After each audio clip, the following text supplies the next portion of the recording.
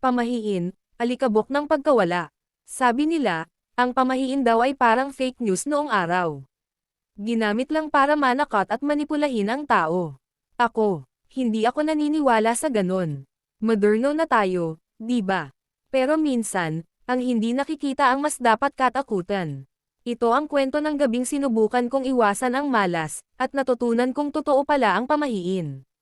Gitling-gitling-gitling. Gabi ng pagsubok. Isang linggo ng gabi, nagwawalis ako ng bahay. Ang daming kalat mula sa paglilinis ng mga paso sa sala, kaya kahit gabi na, wala akong pakialam sa mga sinasabi ng matatanda tungkol sa pagwawalis sa gabi. Narinig ko pa ang sigaw ni Lola mula sa kwarto, "Diana! Huwag kang magwalis. Itinataboy mo ang swerte." Napailing ako, "Lola, mas kailangan natin ng malinis na bahay kaysa swerte." Sagot ko ng pabiro. Pero habang nagwawalis ako, parang biglang dumilim ang paligid kahit bukas naman ang ilaw. Tila humihigpit ang hangin, parang may nakatingin. Sinubukan kong deadmayan iyon. Nang ihakbang ko ang walis sa sulok ng sala, may naramdaman akong malamig na haplos sa likod ko. Napalingon ako, walang tao. Pero may nakita akong bakas ng paa sa alikabok, papunta sa kusina. Hindi ko na natapos ang pagwawalis. Umakyat ako sa kwarto at nagkulong. Gitling-gitling-gitling. Ang tunog ng walis. Nagising ako sa tunog ng walis. Sa una, inakala kong si Lola iyon, pero nang bumangon ako, nakita kong walang tao sa sala. Nakabukas ang pinto ng kusina, at may malamig na hangin na tila humihila sa akin papunta roon.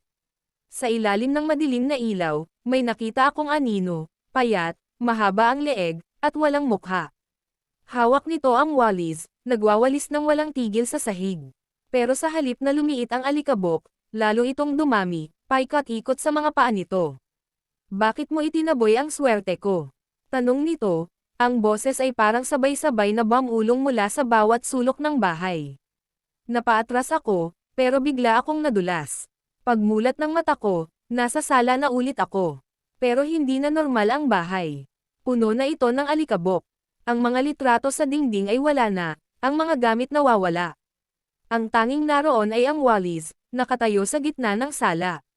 "Lola," tawag ko, pero walang sumagot.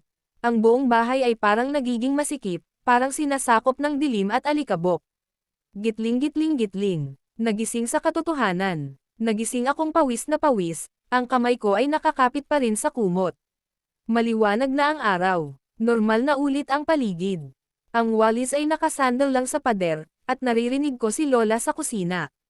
Tumayo ako nang nanginginig at lumabas ng kwarto.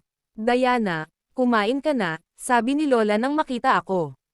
Walang kakaiba sa kanya. Walang anino, walang malas. Normal ang lahat. Napabuntong hininga ako. Panaginip lang pala iyon. Pero habang naghuhugas ako ng pinggan, napatingin ako sa bintana. Sa salamin nito, nakita ko ang sariling refleksyon. Pero sa likod ko, sa sulok ng sala, parang may aninong dumaan. Paglingon ko, wala namang tao. Mula noon, hindi na ako nagwalas sa gabi. Ang pamahiin ay maaaring kwento lang para sa iba, pero para sa akin, isa itong babala. Huwag kang magwalas sa gabi, hindi lang malas ang maitataboy mo.